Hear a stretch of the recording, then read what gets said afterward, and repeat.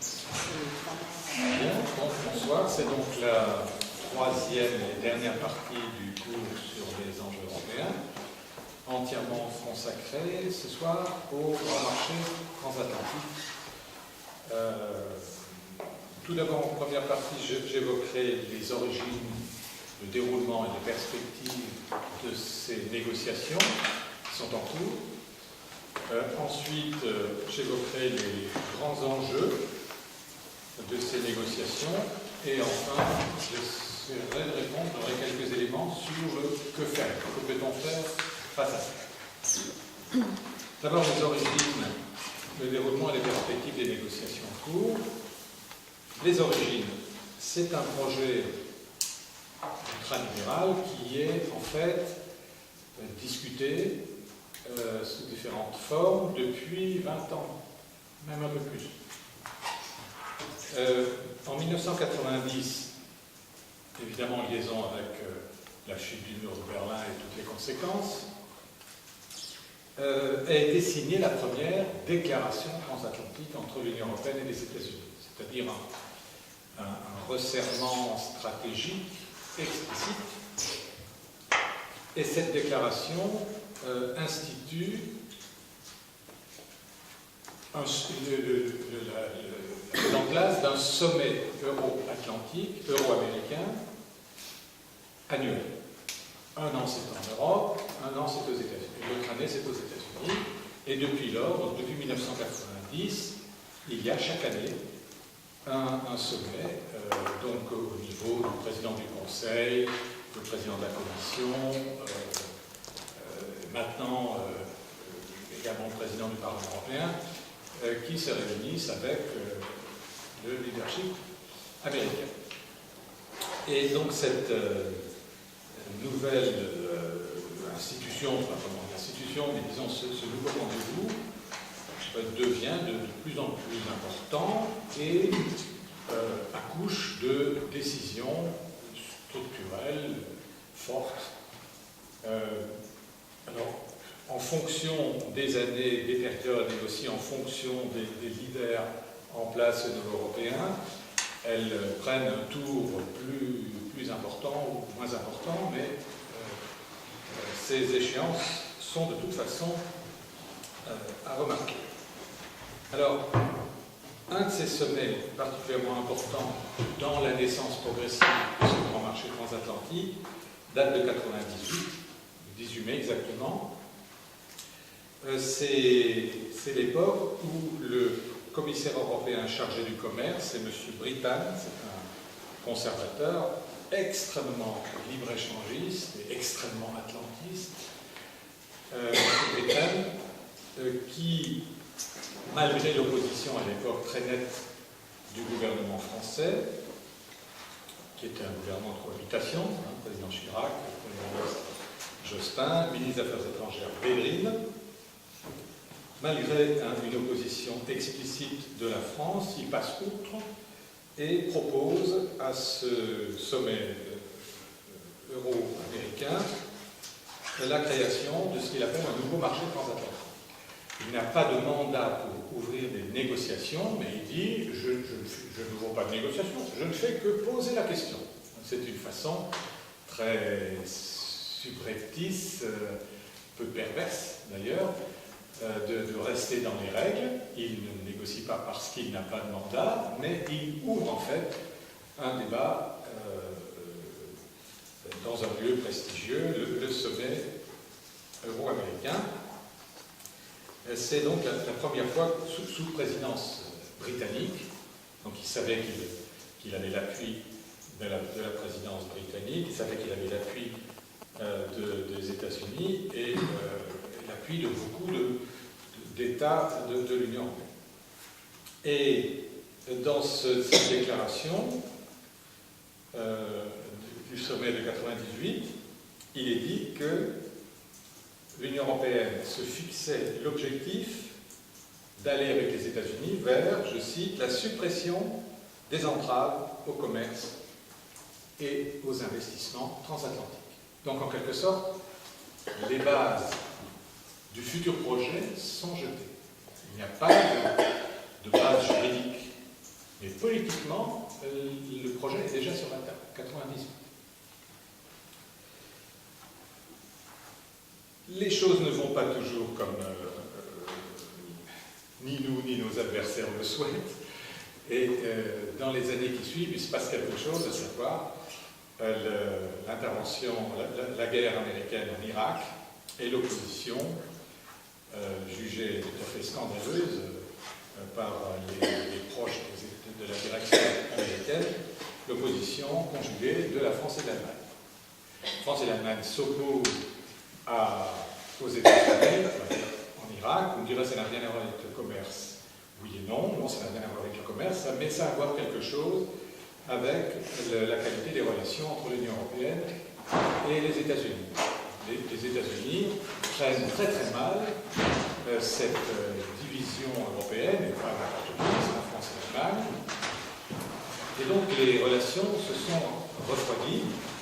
Et ce climat n'est plus favorable à un rapprochement sur le sujet du commerce public.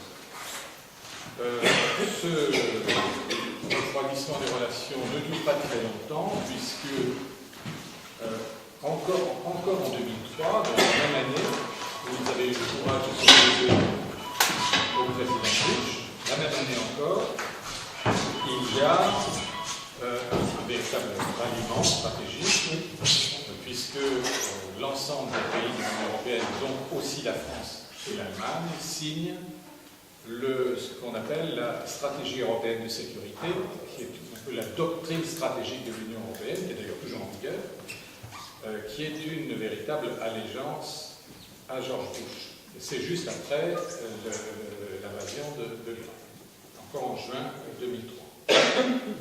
Donc les discussions entre les deux ensembles reprennent, et en 2005, toujours en un sommet Union européenne-États-Unis, il y a l'adoption de ce qu'ils appellent l'initiative économique Union européenne-États-Unis, qui vise là encore à faire avancer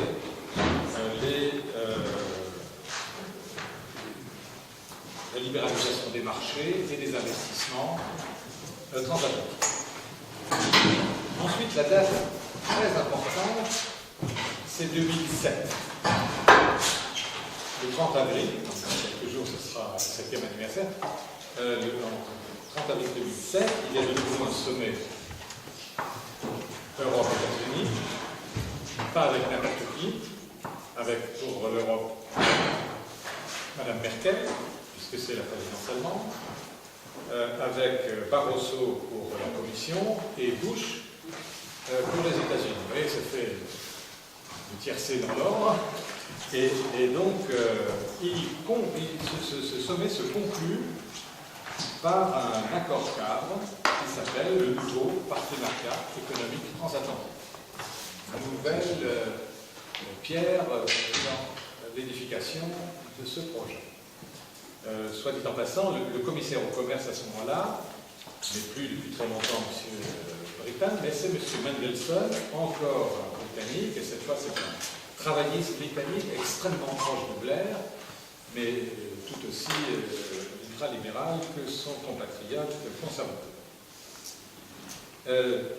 Et donc, 2007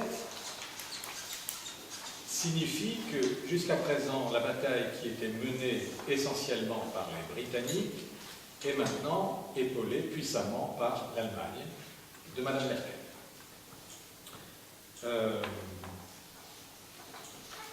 Donc c'était, si vous voulez, un serpent de mer qui revenait, qui disparaissait, revenait, mais ça montre que quand ces forces ont un projet stratégique, elles ne le lâchent plus. Il peut y avoir des reculs, mais dès que le rapport de force le permet, ils reviennent à la charge et ils ont cet objectif stratégique et se donnent les moyens de le faire avancer. Sauf, évidemment, si une opposition suffisamment structurée permet de le mettre en échec. C'est là que le bas blesse souvent. Le Parlement européen fait en 2009, il avait déjà fait en 1998, il refait en 2009 une résolution qui appelle à la réalisation du grand marché transatlantique d'ici 2015. Donc ça, c'est en 2009. Cette résolution n'a aucun pouvoir juridique. Le Parlement européen n'a pas le pouvoir de décider de l'ouverture d'une négociation comme celle-là, et c'est un pouvoir politique, d'influence. C'est-à-dire qu'il apporte son grain de sel, disons, à cette campagne régulière, lancinante, en faveur d'un tel grand marché. Donc, quelles sont les motivations américaines en faveur d'un tel grand marché? Elles sont à la fois économiques et stratégiques, comme souvent dans le cas des États-Unis. Économiques, ils veulent ouvrir des nouveaux marchés, et en particulier d'ailleurs l'agriculture et la culture. Je les cite parce que c'est précisément deux marchés qui concernent directement les intérêts de la France. Donc on verra ensuite comment la bataille s'organise. Il y a également une motivation stratégique qui est freiner à tout prix l'espèce de déclin relatif des États-Unis, du leadership américain dans le monde, tenter de contrer autant que faire se peut la montée de la Chine et de son influence, et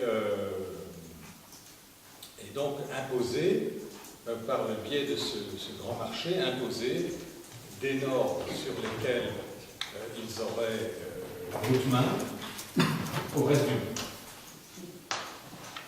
Les motivations européennes, c'est d'abord lutter contre l'atonie économique, trouver coûte que coûte le moyen de réouvrir une perspective de croissance qui échappe complètement. Ils visent l'ouverture en particulier des marchés publics américains, parce que les marchés publics européens sont grands ouverts à tout le monde. 95% des marchés publics européens sont ouverts à toute entreprise étrangère. Les Américains, non. Les Américains protègent l'essentiel de leur marché public, ouvrent très partiellement, et donc les capitalistes européens trouvent évidemment qu'il y a là un énorme manque à gagner pour leur propre chasse au marché. Et puis il y a également un objectif stratégique de la part des dirigeants européens, qui est de retenir les États-Unis comme un partenaire majeur, alors que vous savez que depuis Obama en particulier, il y a ce qu'on appelle le pivot vers l'Asie, et qui fait extrêmement peur aux dirigeants européens, parce que qu'allons-nous faire sans les États-Unis? Vous comprenez, donc il faut retenir le grand frère. Ensuite, le déroulement. Ça, c'était en quelque sorte les origines du déroulement. Le 13 mars de l'an dernier, la Commission européenne adopte, d'abord au mois de février, avant le mars, au mois de février, de façon conjointe, le président Obama aux États-Unis, M. Barroso et M. Van Rompuy, donc respectivement président de la Commission européenne, président du Conseil, annoncent conjointement la décision de lancer des négociations pour le grand marché transatlantique. C'est la première fois. Jusqu'à présent, c'était des paroles verbales, comme on dit. Là, c'est quand même une annonce officielle. Sur cette base, la Commission européenne prépare un projet de mandat de négociation. Alors, comment ça se passe? La Commission prépare un projet de mandat. Ensuite, le Conseil des ministres où le Conseil européen, le chef d'État et de gouvernement, valide ce mandat ou le modifie. Mais s'il décide que ce mandat de négociation est le bon, il le valide. Et ensuite, ça revient à la Commission, et c'est la Commission qui négocie. Donc la Commission prépare son propre mandat de négociation et n'attend que le feu vert du Conseil européen, qui est en général garanti. Alors, le 13 mars, la Commission adopte son projet de mandat. Le commissaire au commerce, actuellement, c'est M. Karel de Gucht. Il connaît la susceptibilité française en matière d'exception culturelle. Il se dit surtout pas de vague du côté des Français. Donc, il dit d'emblée, je garantis, comment? Il garantit que la politique culturelle culturelle et par ailleurs la possibilité d'interdire les importations d'OGM seront préservées. Il garantit que la politique culturelle et l'interdiction des OGM seront préservées. Il y a donc une bataille qui s'engage. Vous vous souvenez sans doute de la formidable mobilisation qu'ont organisée les artistes, les comédiens, les milieux culturels, et pas seulement en France, mais à l'échelle européenne. Et ils n'ont pas commencé cette fois, ça fait 10 ans qu'ils se battent, et donc leur bataille est crédible, elle est efficace, et ce qui fait que, pour une fois, la France officielle tient bon et en quelque sorte s'affirme et dit nous n'accepterons pas de valider au Conseil européen un mandat dont ferait partie l'exception culturelle, c'est-à-dire essentiellement les services audiovisuels, la possibilité d'imposer des quotas de films américains. Et donc Barroso est foudrage de devoir se plier et dit, c'est quand même une formule peu diplomatique pour un président de commission par rapport à un État membre, il dit tout cela ressorti de l'idéologie antimondialiste qui est totalement réactionnaire. La France est totalement réactionnaire, mais il est obligé de céder. Le commissaire de Gucht n'est pas plus élégant, lui il dit si la question vient lors des négociations, je trouverai le moyen de mettre quand même la question culturelle sur la table. J'ai oublié de dire que si vous remettez quelque chose sur la table qui n'est pas dans le mandat de négociation, il faudrait qu'il obtienne un feu vert unanime des États membres. Tout ça simplement pour dire qu'ils sont foudrages que quelque chose vient perturber en quelque sorte, vient perturber en quelque sorte le chemin qu'ils avaient choisi. Ça c'était au mois de mars. En juin, le Conseil européen donne son feu vert, donc sauf sur l'exception culturelle, donne son feu vert à ce projet de mandat, et dès juillet, les négociations sont lancées. Juillet de l'an dernier. Les négociations sont lancées. Comment ça se passe? C'est par round de 8 jours, avec une vingtaine de groupes de travail, avec donc des centaines d'experts, avec un responsable des négociations européen, un responsable des négociations américain.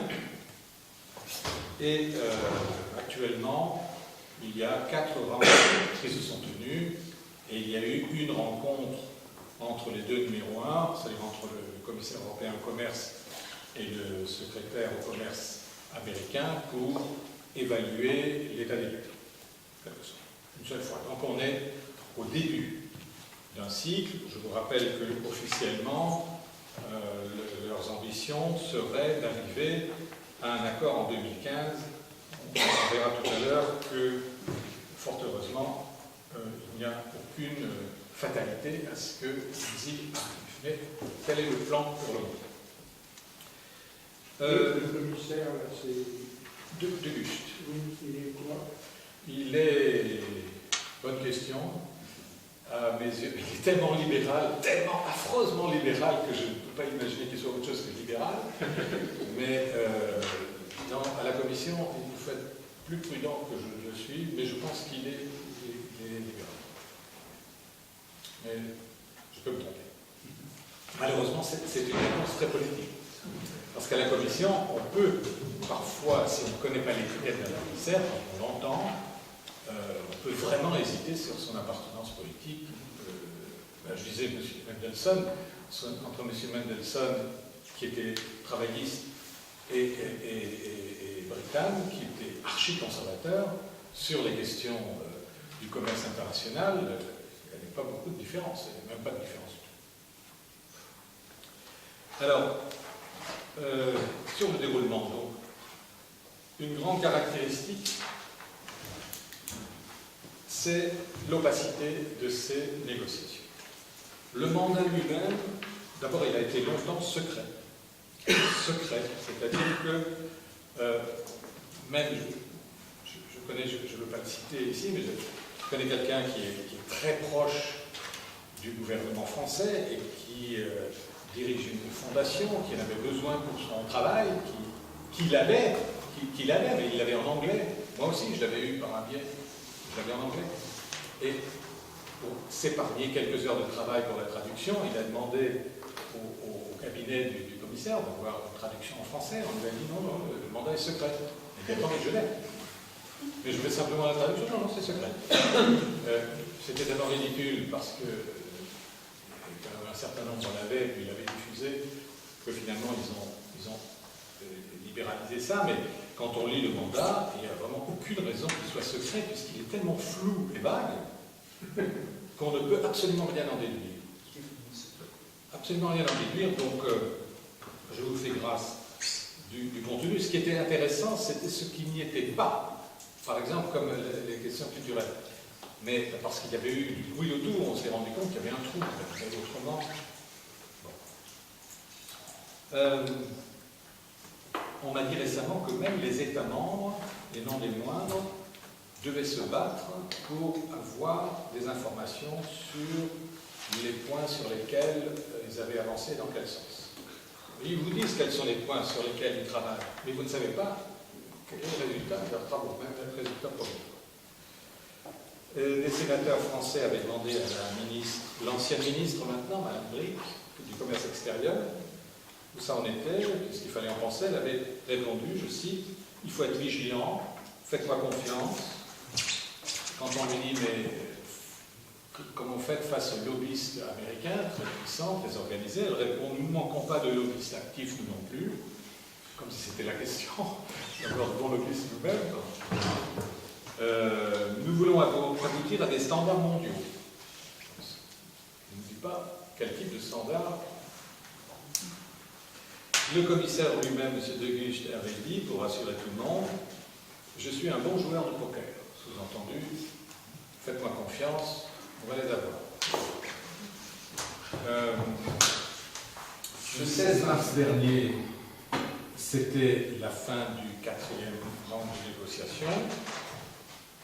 Et les deux dirigeants des deux côtés des négociations, M. Dan Mulaney aux États-Unis et Ignacio Garcia Bercero en Europe, avaient expliqué publiquement qu'il y avait donc 20 groupes de travail, merci du renseignement, qu'ils avaient abordé l'industrie automobile, l'appareillage médical, les produits chimiques, les cosmétiques, les pesticides, et que, je cite, « Nous avançons à un bon rythme. Nous nous félicitons des avancements des travaux en ce qui concerne l'accès au marché, une meilleure cohérence des réglementations et des règles concernant le développement durable des normes sociales et environnementales. » Vous n'en savez rien, moi non plus, personne d'ailleurs. On sait qu'ils ont, c'est-à-dire ça fait d'ailleurs pendant ils ont parlé des normes sociales. Mais on n'a aucune idée de où ils en sont, même si il n'y a pas de décision tant qu'il n'y a pas de ratification à la fin, quand même.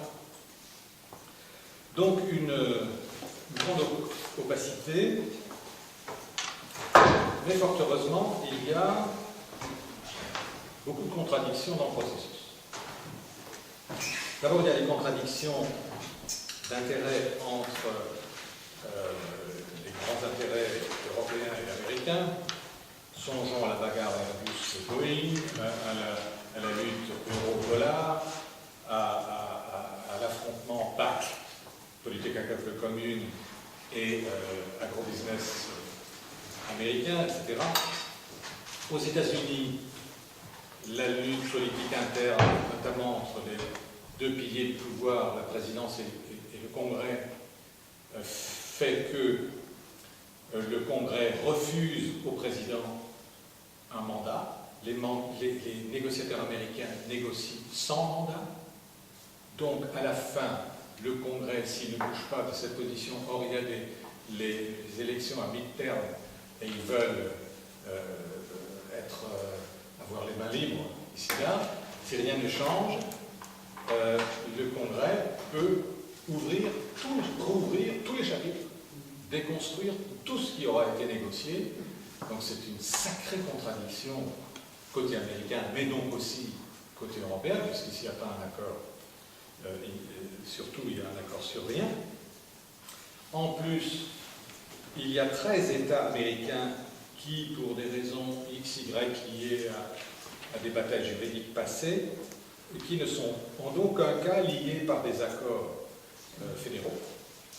Donc 13 États américains pourraient de toute façon déroger aux règles fixées par cet éventuel traité.